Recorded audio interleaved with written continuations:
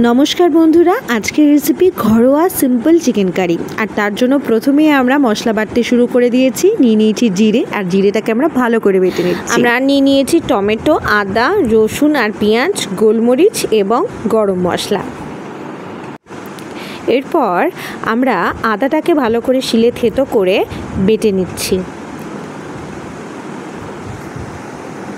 এর সাথে আমরা ওই গোলমরিচের দানাগুলোকেও নিয়ে নিয়েছি বাটবার জন্য। জিরে বাটাও হয়ে গেছে, আদা বাটা আর গোলমরিচ বাটা হয়ে গেছে। এরপর আমরা টমেটোটাকে নিয়েছি ভালো করে কাটবার জন্য। টমেটোটাকে আমি কাটছি ছোট ছোট করে মিডিয়াম সাইজে কাটবার চেষ্টা করছি, খুব একটা ভালো পাচ্ছি না, কিন্তু সবথেকে ভালো হয় যে মিক্সার গ্রাইন্ডারে তোমরা যদি টমেটোটাকে বেটে নাও তাহলে একদম খুব ভালো মিশে যাবে। তো টমেটো কুচি দিয়েও কাজ চালানো যায়।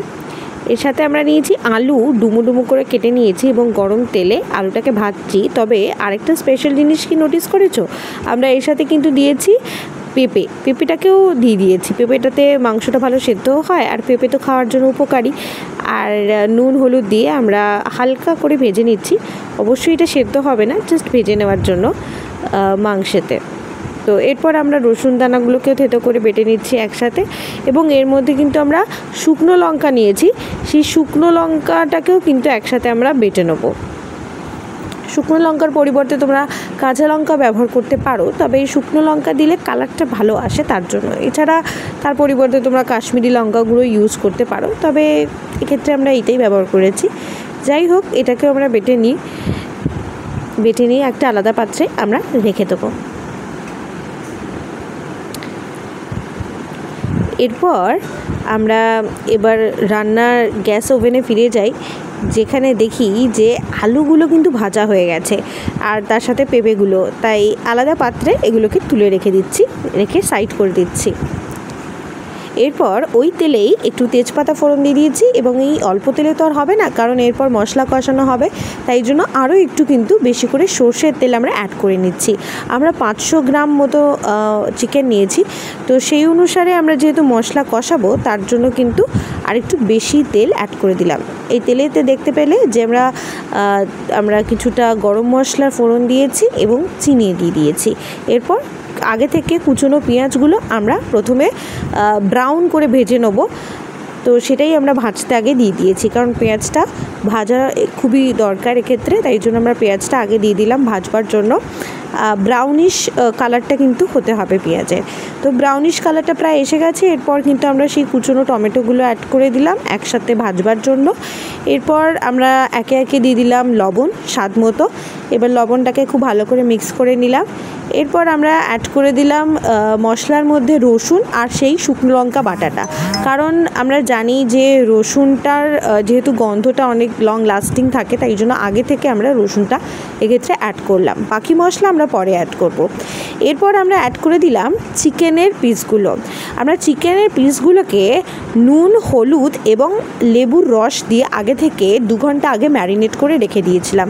তোমরা এইভাবেও করতে পারো, এছাড়া পুরো মশলাও ম্যারিনেট করে অনেকে রাখতে পছন্দ করে, সেভাবেও করতে পারো। তবে আমাদের আজকের রেসিপিটা সম্পূর্ণভাবে ঘরোয়া এবং সিম্পলভাবে করছি, তাই এইভাবেই করছি। এরপর দেখতে পেলে আমরা জিরে বাটা দিয়ে দিলাম, তার সাথে সাথে কিন্তু আমরা দিয়ে দিলাম হচ্ছে আদা বাটাটাও আর গোলমরিচ বাটা, যেটা আমরা আগে থেকে বেটে রেখেছিলাম।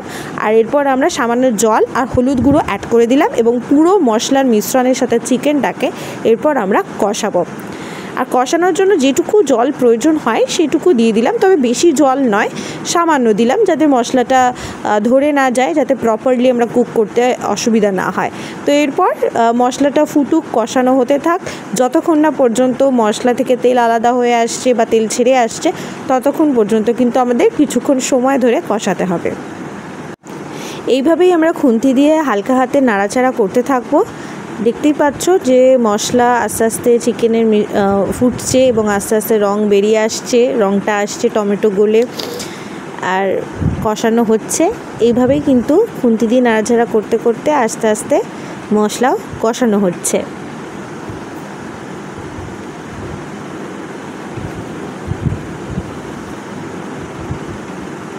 আস্তে আস্তে প্রায় আমরা দেখতে পাচ্ছি কালারটাও খুব ভালো এসে গেছে টমেটো দেওয়া হয়েছে বলে। এছাড়া তোমরা কিন্তু কাশ্মীরি লঙ্কা গুঁড়ো আবারই বললাম ইউজ করতেই পারো।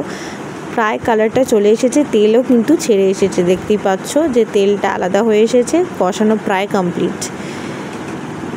এরপর আমি একটু কষাটা কেমন হলো আমরা নিয়ে নিচ্ছি আলাদা একটা পাত্রে। এরপর বাকিটা আমরা এবার চিকেনের যে প্রপার যে কারির জন্য জল দেবো, তো সেটার জন্য আমরা রেডি করছি।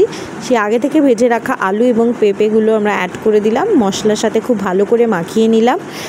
এরপর কিন্তু সেই চিকেনের ঝোলটা হবে, তার জন্য সেদ্ধ করতে হবে। তার জন্য আমরা নিয়ে নিয়েছি একটু পাত্রে জল গরম করে, সেই জলটা আমরা দিয়ে দিয়েছি, কারণ আলুগুলো রয়েছে আর পেঁপে রয়েছে, সেটাকে সেদ্ধ করতে হবে। চিকেন কষানোর সময় তো সেদ্ধ হয়েই যায়, তবে সেগুলোকে সেদ্ধ করবার জন্য কিন্তু আলাদা করে গরম জলটা অ্যাড করে দিলাম। এরপর চাপা দিয়ে আমরা সেদ্ধ করতে দেবো। এরপর খানিকক্ষণ সেদ্ধ হওয়ার পর আমরা চেক করে নেব যে কতখানি কি সেদ্ধ হলো। এরপর দেখতে পাচ্ছি যে আলুটা খানিক সেদ্ধ হতে বাকি আছে, ঝোলটাও ফুটছে। আবারও আমরা চাপা দিয়ে দেবো। আবারও খানিকক্ষণ সেদ্ধ হওয়ার পর ফিরে এলাম। মোটামুটি প্রায় আমরা দেখতে পাচ্ছি যে আলুটা সেদ্ধ হয়ে এসেছে। আবারও চাপা দিয়ে দিয়েছিলাম মাঝখানে। এরপর সেদ্ধ হয়ে যাওয়ার পর লাস্ট ফিনিশিংয়ে আমরা কিন্তু বাটা গরম মশলাটা দিয়ে দিলাম। আমরা গোটা গরম মশলাকে বেটে নিয়ে দিয়েছি, তোমরা ইচ্ছে হলে অবশ্যই আগে থেকে রোস্টেড যে পাউডার গুঁড়ো মশলা পাওয়া যায় গরম মশলা, সেটা দিতে পারো। হয়ে গেল রেডি।